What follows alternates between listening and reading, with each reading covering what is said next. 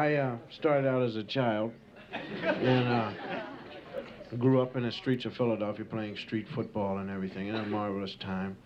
And let me tell you about my pair of shoes. The first pair of shoes I ever had that I played football in, street football. We didn't have any sneakers. There was only one kid in our neighborhood that had a pair of sneakers. His name was Rudy. I'll never forget it. Rudy came running by us so fast. I said, what was that? I said, I don't know. It was something fast. And he came up. How you doing, gang? How's everything? It's good to see you. What do you got on? I got on sneakers. See that? They make you run fast. You can run, stop on a dime. I'll give you 9 cents change. Then I can keep going. And you see these little rubber balls on the sides there? Yeah, well, they keep me from making sparks, setting my pants on fire, because I run so fast, But we always had like a second pair of shoes to run in. Second pair of shoes used to be the best pair. But now you go and you get a good pair, and they become the seconds, you see. You wear out the sole, take them to the shoe repairman, and instead of putting leather on, he puts on a rubber sole, which is cheaper, and at the same time, it's better for you to run in, because rubber, you can stop. So there's a difference the way they put on the sole. Now, leather, they sew. Rubber, the shoe repairman tacks. So when you run and play, you don't wear the sole out as fast as you wear out the heads of the nails that hold on the sole. So when you do wear out the sole, wear out the nails, the sole flaps down. And when you walk, it's embarrassing, because your shoe flaps. You flap, flap, flap, like that, Now, if you got a pair of corduroy pants on, you turn into a one-man band, flap, flap, flap, that kind of thing. And these shoes were great, because if you see a quarter, you don't have to bend over, you just pick it right up, just keep walking. Great pair of shoes. We played street football right there on the street. And this is where we had the greatest quarterback in the world. Our quarterback, he had to control 23 men on a side, and he was really great at it. You women don't know anything about it. You played with dolls and stuff like that. But here's a guy with an ingenious mind. He'd call a football play like this. He'd always get down on one knee and draw things. He'd take a Coke bottle top. Now, Shorty, this is you. This is a Coke bottle. I don't want to be the Coke bottle top. Okay, what do you want to be? Yeah, I'm going to be the piece of glass. Okay. Now, listen to this now.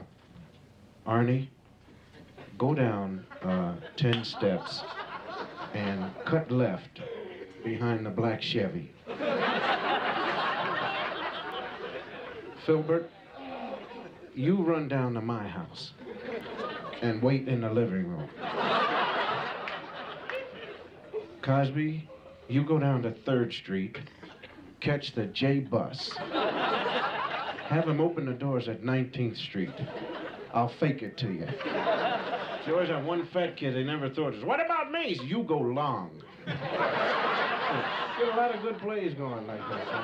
I'll throw it over the water tower. You'll catch it as it bounces off.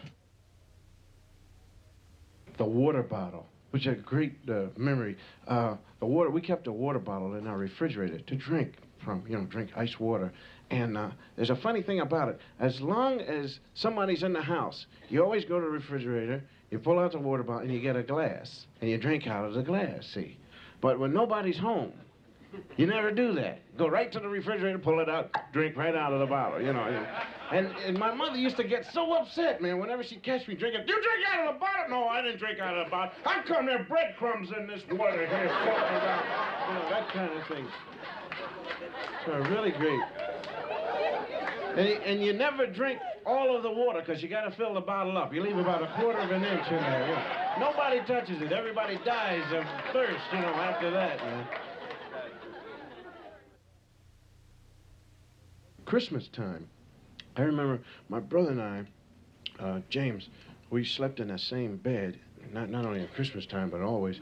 And, parents are funny, because kids have a great time. It's like around 9 o'clock at night. That's when kids, I really had a great time. We were laughing and giggling and bumping our head, having a great pouring water on each other. And the first thing the parent says, you're getting silly, go to bed. They don't understand. Why? How come we're having fun? No, we want you to look like us. Be evil, smoke, drink, that kind of thing. But now, I remember waiting for Santa Claus. Now, Santa Claus to me was the great man. Gifts are coming, and wondering if I had been good during that time of the whole year and everything. And we couldn't wait for Santa Claus to come. And the heart's really tom, tom, tom, tom, tom, tom. You know, Santa Claus is coming. I wish he'd come now, you know, and the clock stops. It just stops. He never comes. She said, well, now, for Santa Claus to come, let's go to sleep now. Yeah, about 3 o'clock in the afternoon. Try and go to sleep. You know, run upstairs and jump into bed. You ever really try and go to sleep? Nothing, you know. And then you start talking.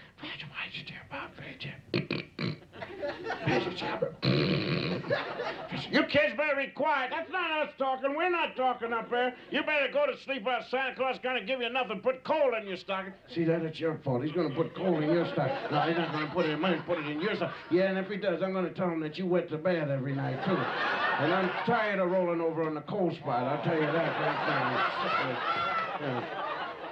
No, we really had a great time, my brother and I.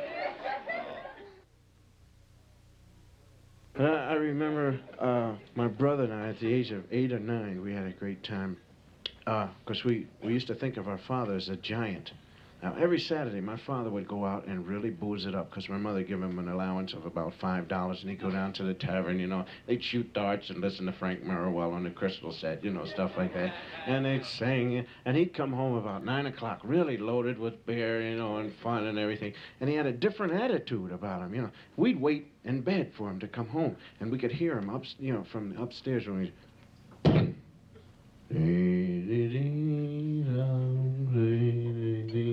And he'd come in and he'd speak to my mother. Hello, my dear. How are you? You know, she wouldn't speak because he's Jewish. You know. You'd hear him go upstairs. You know, boom, boom, boom. We'd look at each other and say, the giant is home. He'd go past our bedroom into his room, you know, and you could hear him trying to take off his clothes. He'd drop his trousers. Chink! The giant has money. We'd wait for him to go to sleep, you know. He'd crawl in the bed. Oh, merciful Father. You could hear him snore. When my old man drank and really got boozed up, you could... You know, and he'd breathe so heavy that the whole house, everybody in the house would breathe with him, you know. And he would do a thing that what you call chain stoking, which is you breathe and then you stop. You know, and he used to bug us, really. He goes, Dad! Breathe so we can breathe. Oh, thanks a lot. Gee, yes, you know, that kind of thing. But he'd go to sleep, and my brother and I would crawl into the room. You know, it was a big operation for us, hearts thumping, boom, boom, boom. We'd go through his pockets and steal him blind, man. We'd run back in the bed and jump and split up the money. 85 cents, isn't that wonderful? You know, and he never caught us, never did. No, one morning he caught us. He really did. The giant caught us. I had heard him. He woke up, looked through his pockets, fee, fi, fo, fum. Who stole my dough? Did you take my dough, wife? No, I didn't. Did the kids take my dough? I'll beat the kids for this. Let me get my belt. Leave the children alone. Why? You went it with them? Yes, I get 20%. Oh, we used to take a lot from my dad. I worked in the operating room, and doctors make mistakes like anybody else. You know, I'm not knocking them. They make mistakes. Now, what would a doctor say if he makes a mistake? You know, like, especially in surgery, when a guy's operating. Now, you know, a mechanic will mess up something, you say, oops, you know, that kind of thing. What's the doctor say when he cuts the wrong thing? You know, the guy's operating, and it's local anesthesia. You know, the guy's just awake down there reading a magazine or something. And, you know, they're operating on against strobers, sheeps, crabs, sternum sap, shreks, oops. And the patient said, what did you say? Nothing, just lie down. What did you say? Did you say oops? Oh, well, I've said oops before. I know what I've done when I've said oops. Now, what did you do saying oops there? You know, that kind of thing, man. Really weird. There was one guy they always worried about, and this is a Lone Ranger buddy, Tonto. Now, Tonto, to me, always was like, I would say to Tonto, you know, why does he do the same thing? Because the Lone Ranger would always say, Tonto, yes, Kimasari, I want you to go to town. You know, and every time he'd go to town, the bandits would beat the snot out of him. Oh, they'd give him, nice to have you in town, Tonto. you know. And he'd go back, and the Lone Ranger'd look at him. Oh, my goodness, Tonto, you know. Did you get the information? Yes, me, I have information.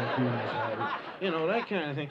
And I'd always holler in the radio, Tonto, don't go to town. You know, they're going to beat you up again, man. You know, just one time. Tonto, yes, Kemosabe, you go to town. You go to hell, Kemosabe. I want you to get the information. What is information? Information say, Tonto, no go to town. That's what information says. Did you ever figure out what would happen if these two guys ever went into a town and there was no violence? There's nothing to do but get drunk, you know. Lone Ranger and Tonto really knocked out, you know.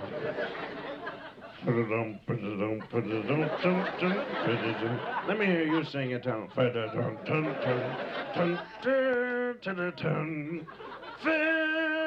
Oh, shut up. Tonto, you have any money to get a drink with? No, Kemosabe.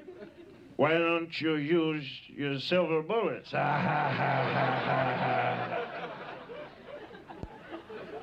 Well, we better try and work on the bartender. Right, Kemo. Sorry. Bartender? Yes, sir. How'd you like to peek under my mask?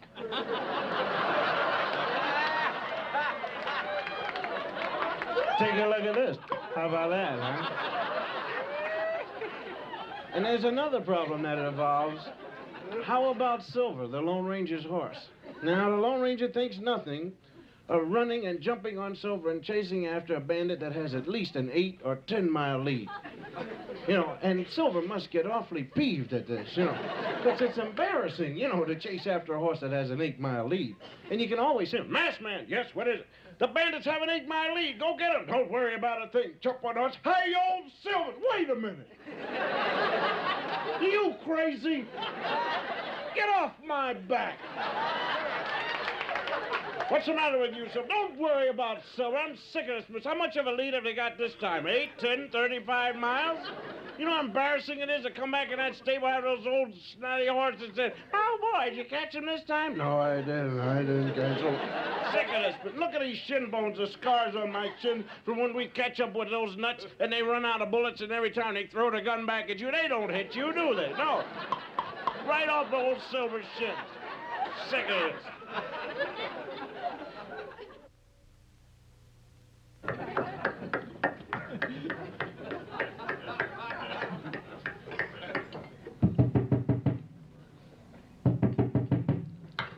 Yeah. Pardon me, is Ralph Jamerson at home? Who? Ralph Jamerson. No, there's no Jamerson living here. This is apartment 116. He lives down the hall, 114 there. Oh, thanks a lot. Did I wake you up? No, I was asleep anyway.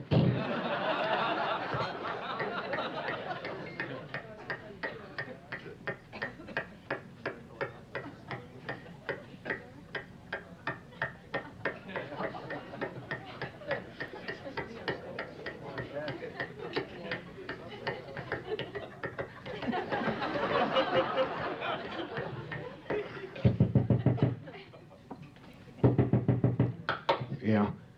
Pardon me, what number did you say that was again?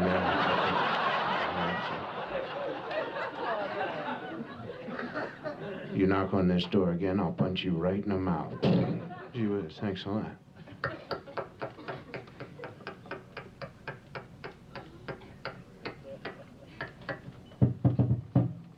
Yo, Ralphie, open up, it's me, Charlie. Open up. Better try the knob, I know he's home. Hey, listen, Ralph. Ralph, did you lift? That's gas. Ralph, are you okay? I can't breathe. Better crawl on the floor like I saw the guys doing the move. Ralph, are you idiot? Lift the gas on. I can't see. Better light a match.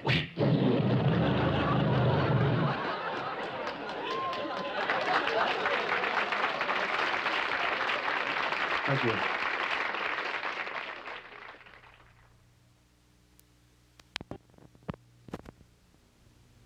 I joined the Navy, and I became a medic, hospital corpsman. I was very proud. Instant doctorship. That's what it is. In 6 weeks, you can operate on people, give them needles, kill them, you know, that kind of thing. You know, you pronounce people dead. You know, you're dead. Thanks a lot. Get out of the service. Yeah. And I never forget, when I graduated from hospital corps school, an order came through sending me to the Fleet Marine Force. This means I am going to be a medic. I was very proud of it because I know that I read the Geneva Convention, and it's a small print and everything. It says, in the Geneva Convention, you cannot shoot a medic. And they're very happy about the whole thing. You know, they give you anatomy in one day. You know, here's the body. Look at it. Remember it. All right, next shot. You know, that kind of thing. And so they give you a helmet with a big red cross on it, see? And then they give you a jersey with a big red cross on it. This is so when the enemy sees the red cross, see, they don't shoot at you. See, they just there's a guy with a red cross, don't hit him. You know, in times of war, they do that, see. Don't throw that hand grenade over there. There's a guy with a red cross. What's wrong with you? You know, that kind of thing. See, well, they do that, see, don't they? No, they're nice about it. So we're really proud of that. We can't get shot down. You know, that's wonderful. So then they show us the real movie as we're about to go to war, just before we landing. I said, I want to show you this picture here. You'll notice that the corpsmen are dropping like flies. That's because the enemy is not upholding the Geneva Convention, you know, and they said the first thing they try and get, actually, is the hospital corpsman, and actually the lifespan of a hospital corpsman from the time his foot hits the water to the time he almost gets to the beach is 7 seconds. And, you know, the corpsmen are scrambling after that. Give me some steel wool. Get this red cross off of here. You know, anybody want to buy a helmet with a red cross on it, you know, for a gun? How about some morphine? Take this helmet for some morphine, you know. So I was aware of this, you know, I was really frightened. And I said, gee whiz, I said, I hope they don't get me, you know. And I run, they let down the thing, you know, bang. First thing I did, man, was scurry to the beach, you know. Jump in the foxhole, safe. I'm not moving. I'm sorry, I'm not moving. There's 5 guys with me, and we're having fun. We're watching the war, you know. It's a nice war going on, yeah. Somebody's winning fireworks. Ooh, look, a ship in the air, you know, that kind of thing. And an explosion went off about 100 feet away. And a piece of shrapnel caught one of the guys, you know, and zonked him right out. He's gone, you know. And there's a guy next to, zonk means dead. And there's a guy next to me, typical movie nut. You know, I didn't even know they were real. I thought they were just in a movie, you know. Boy, they got Charlie. Shut up. Be quiet, man. Watch the war. Watch the war. You know. No, they got Charlie and I'm going to get him. You're not going to do nothing. Get out of the foxhole and shut up. I'm going to get him. Will you get... And he broke loose. And he runs nowhere but right out into the open, man. He's scurrying around. Where are you, rotten? You know, whatever. And these guys, the enemy's hiding up in the trees, having fun. You know. Kadoo, kadoo, kadoo, kadoo, kadoo. Anybody want this nut scurrying around out here in the open there, you know? And the first thing they do is, bah, bah, bah, bah, bah, and they gun him down. First thing this guy says is, medic!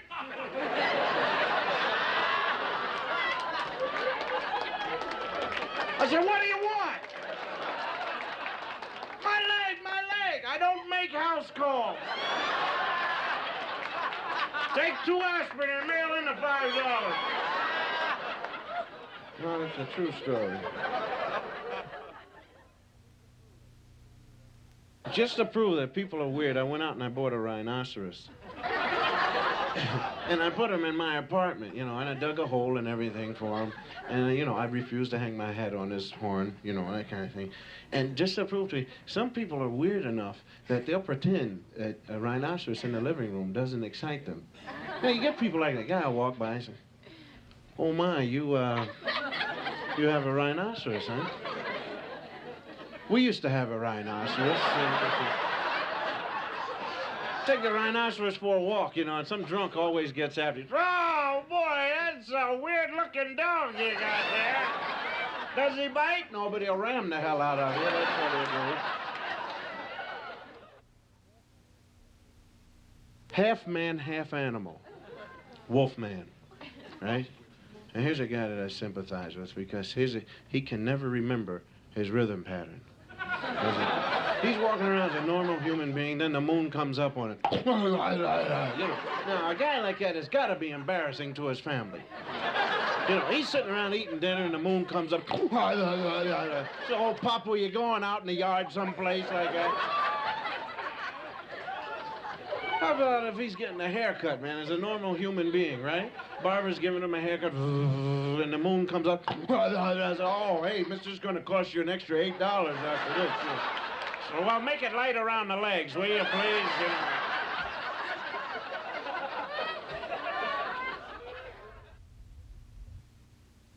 Speaking of death,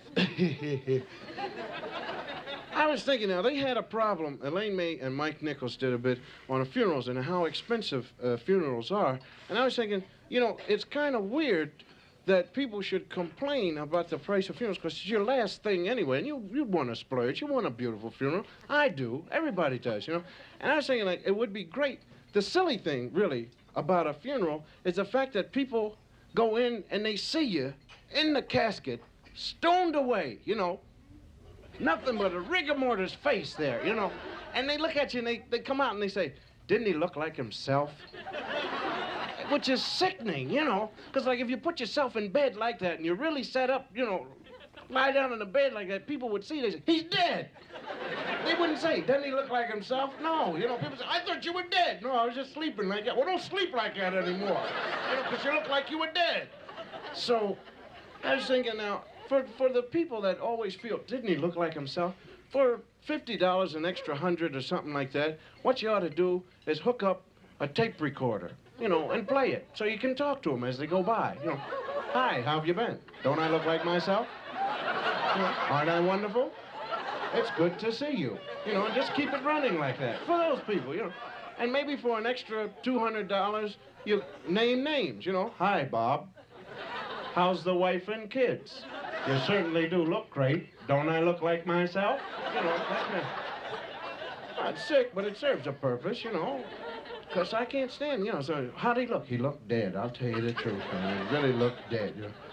But when I was in the, like I said, in the Navy, I was on a ship, and the thing that really caught my attention was a burial at sea, and it seemed like a cheap thing to do, because I didn't understand it. They put the flag over the body, see, and they marched the guy out, you know, and they put it on the edge, and then they, you know, the chaplain or whoever's gobby, and then they, you know, and they dump the body into the water. Well, the flag stays.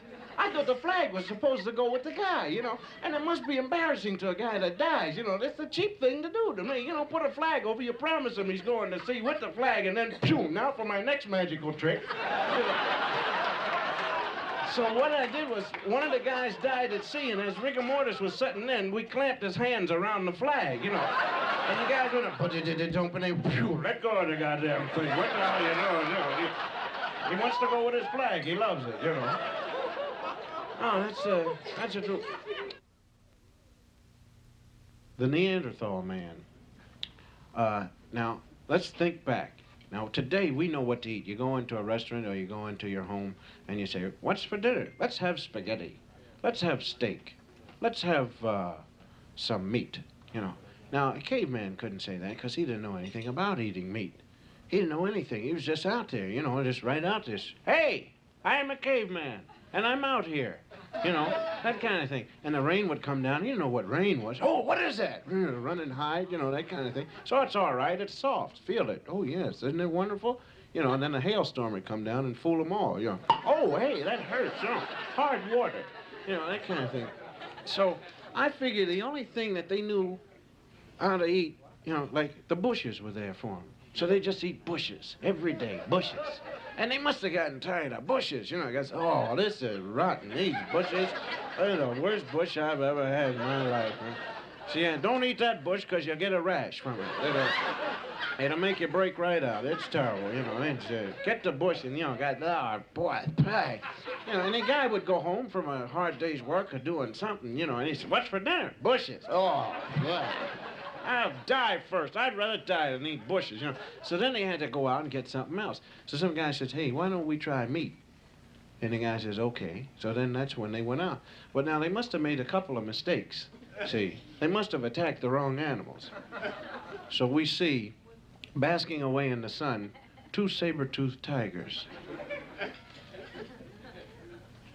And one tiger talks to the other.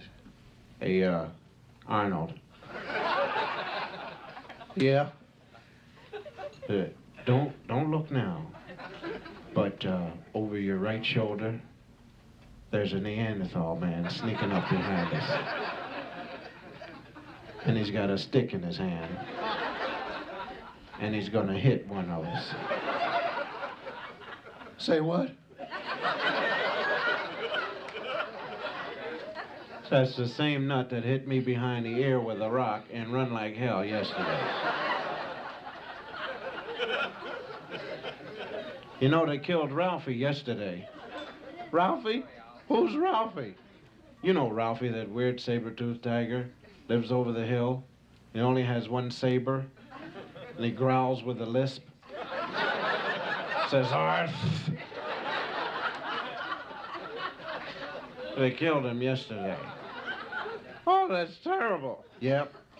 Then they cut his fur off and they threw him in the fire. Oh, that's horrible. Yeah, and then they drug him out of the fire and they ate him. What a bunch of savages. I'll tell you what we'll do. Let's get up and start growling and making a whole bunch of noise. All right?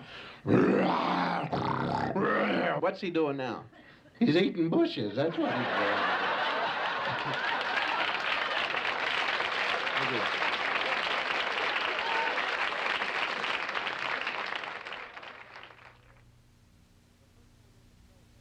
The first time ever televised, we ever had a game that was televised, we played against a school called Hofstra.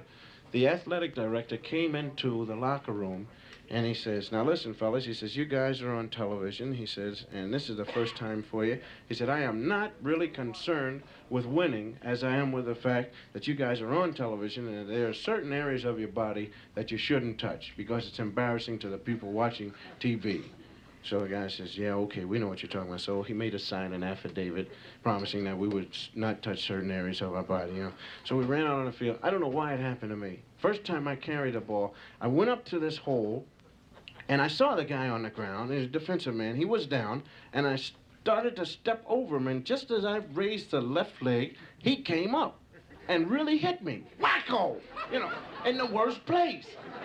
And I said, "Oh!" And I started to grab him. "You'd better not touch any areas of your body." So I grabbed my head. And I went into the huddle, guy said, "What's the matter?" I said, "Oh, I really have a baby." And to make it look good, they bandaged up my head. That's the truth. It's the truth. I want to tell you about Seattle, Washington, then I'm going. Seattle, Washington is a city. As far as the weather's concerned, they're a little backwards. And in Seattle, they have rain at least 365 days of the year. So therefore, they don't know anything about the sun. As a matter of fact, they think that the sun is evil. You know, when the sun comes up, what did we do? Is our town bad? You know, what have we done? You know, and they go out and they cut a calf, you know, and put them up on a rock. You know, that kind of thing. But, no, that's the truth. And you can see them out there. They don't know the difference. You know, they're out there on the beach when it's raining, getting a rain tan. You know, they're out there. And they think the more wrinkled the body, the better you look. You know, really. That's all. You look like a prune. Thanks a lot. I appreciate that. You know. And you ask anybody from Seattle, says, "Do you like the sun?" "No." "Why?" "Dries up the sinuses. That's why. You know, can't breathe." Got little gull slits on their raincoats, you know, stuff like that. And in Seattle, they have this gorilla. And his name is Bobo. And the veterinarians have been going mad trying to get Bobo to mate. This is the truth. Bobo is about 54 years old now, and it's costing the zoo an awful lot of money because he's the only gorilla that they have, and they want to get another one. So the way to do it is, you know, to call up a zoo, for them to send up a female gorilla, and then they mate, and then they get a little gorilla, and then you do that twice, and you get a gorilla, and then the old gorilla can die off if he wants to, you know, which is less expensive than hiring Clyde Beatty to go out there and get you one, you know. So, and more fun for the gorilla, too, you know. But Bobo knows nothing about mating. You know, he just sits there. And, you know, the vets keep saying, "Come on, Bobo, pretty soon you'll be too old, you're gone." And so he just... And as a matter of prestige, too, other zoos keep calling up, and they know about Bobo, and they keep making fun of him. You know, it's, "Nah, nah, nah, nah, nah, your gorilla don't know nothing," you know, that kind of thing.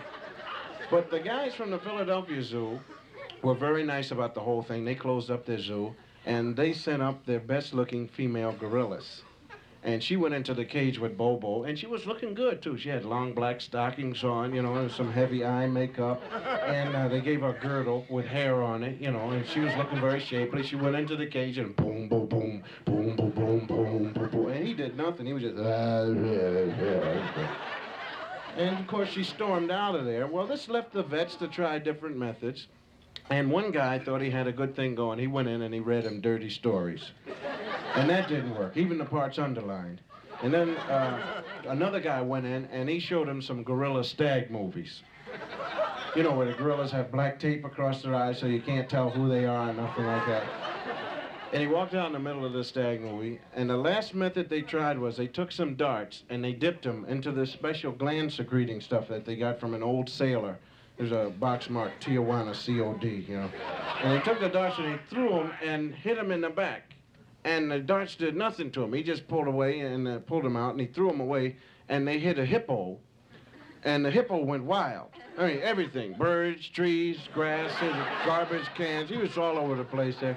As a matter of fact, they have some of the weirdest looking animals out in that zoo now. They have a giraffe with a hippo's head, and his neck can't hold the head up. It keeps going down in the ground. That's a true story, though. You don't believe it. Yeah. Thank you.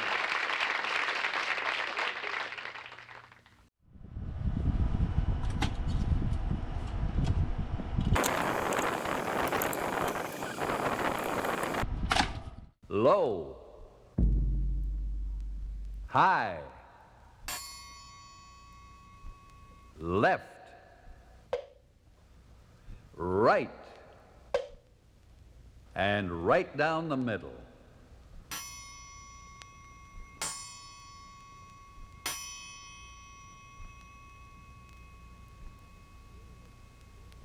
Stereophonic recording brings you sound in its fullest range from the low color of the bass drum to the high sheen of the triangle, and with three-dimensional placement in space.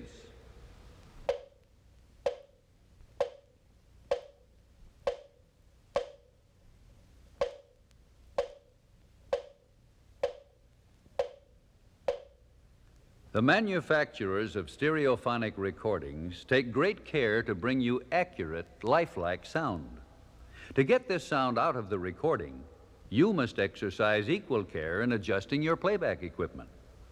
Side one of this record provides a simple, easily followed method of properly balancing your stereo system. To make the adjustments suggested in this and the following bands on this record, it is important that you stand at the proper listening point.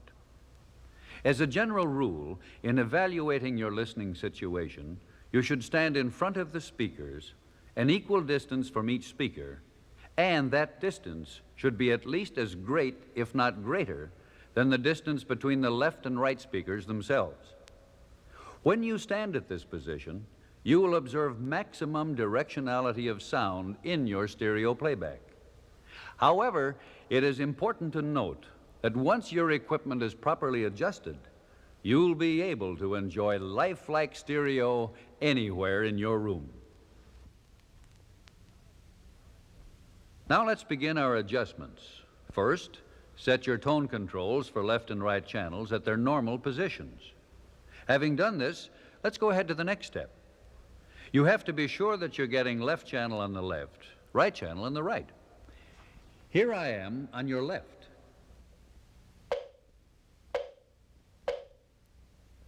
If you hear me on the left, your setup is properly connected. If you hear me on the right, then you should switch the connections from your two amplifiers or from the two halves of your stereo amplifier to the opposite speakers. All set? Now try it again. Hear it on the left? Okay. And for a double check, listen to the sound again, coming now from the right channel. Coming from the right? Good. Next, we'll balance the volume controls for left and right channels. First, set the volume control for the left channel to a comfortable listening level as you hear this tapping on the left.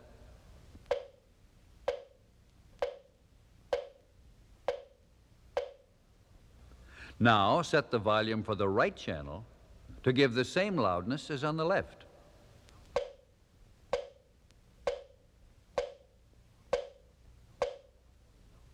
Now for a double check on volume setting, we'll give you the tapping sound alternately from left and right channels. There should be no dip or rise in volume on either side.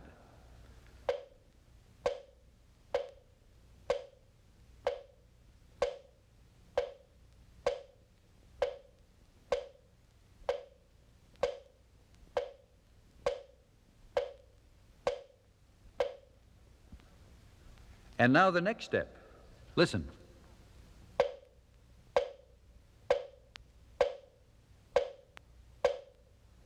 Now, since both your speakers, left and right channel, are set at equal volume level, you should hear this sound coming apparently from a point directly in front of you, midway between the two speakers. Try it.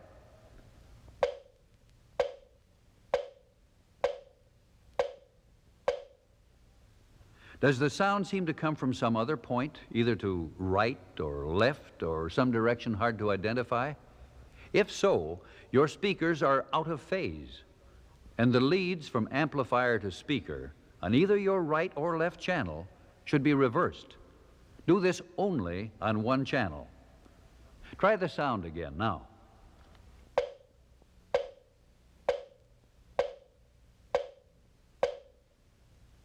Does it come from the middle? Okay, your speakers are now in phase. As a double check, I'll give you the sound out of phase this way.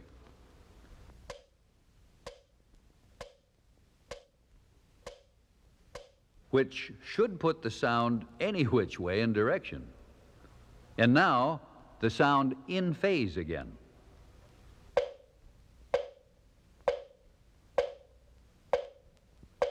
Putting it once more right in front of you.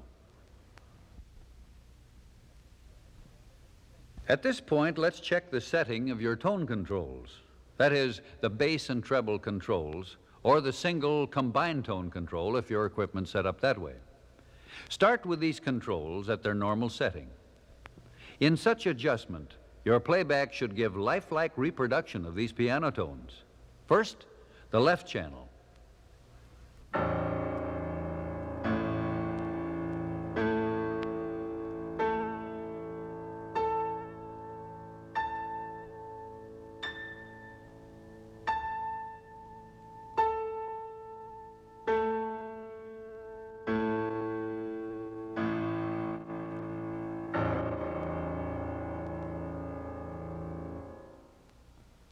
If this does not sound like a real piano, try readjusting the tone controls on the left channel.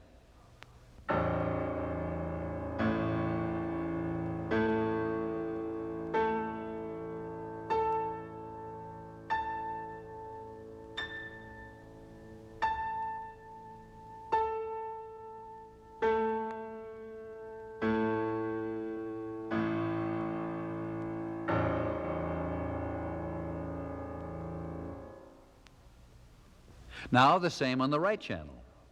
The piano sound here must resemble, in color and loudness, that which you obtained on the left channel. Here's the piano.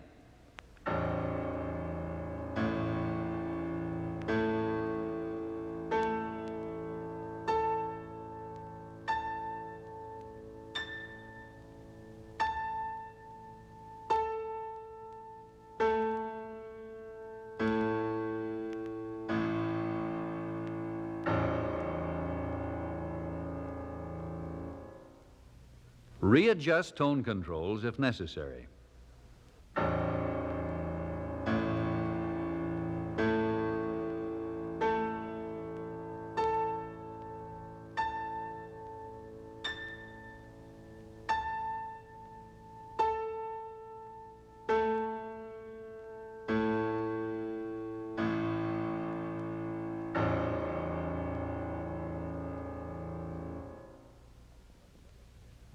As a double check, here's the piano sound from dead center.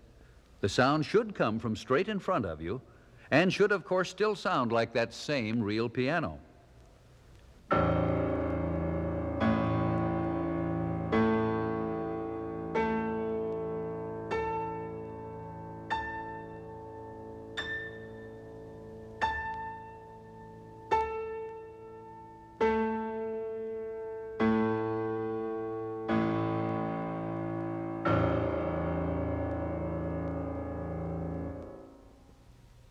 If all has proceeded according to instructions, and you've made any necessary adjustments, your stereo system is now in proper balance as regards volume levels, phase relationships, and tone color.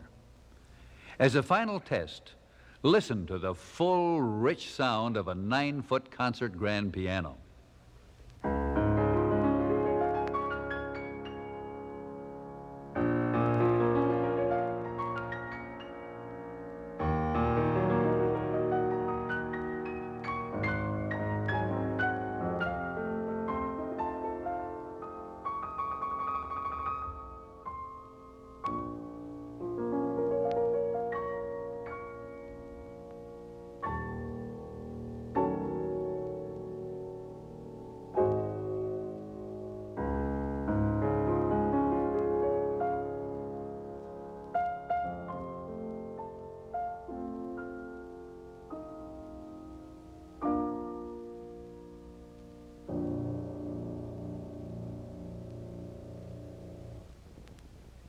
For a technical test of your equipment's abilities, turn this record over and use the sounds and instructions given on the other side.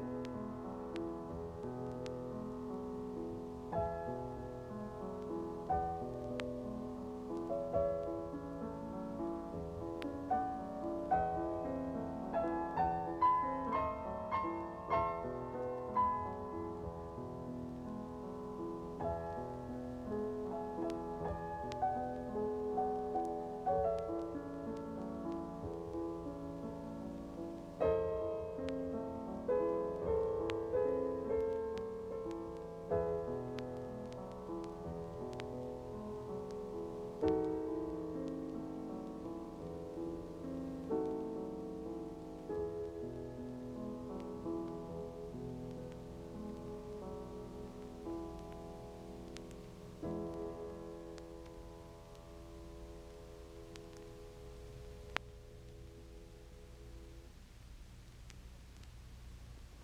folks like to sigh, some folks do, some folks do, some folks long to die, but that's not me nor you. Long live the merry, merry heart that has by night and day, like the queen of mirth, no matter what some folks say. Some folks fear to smile.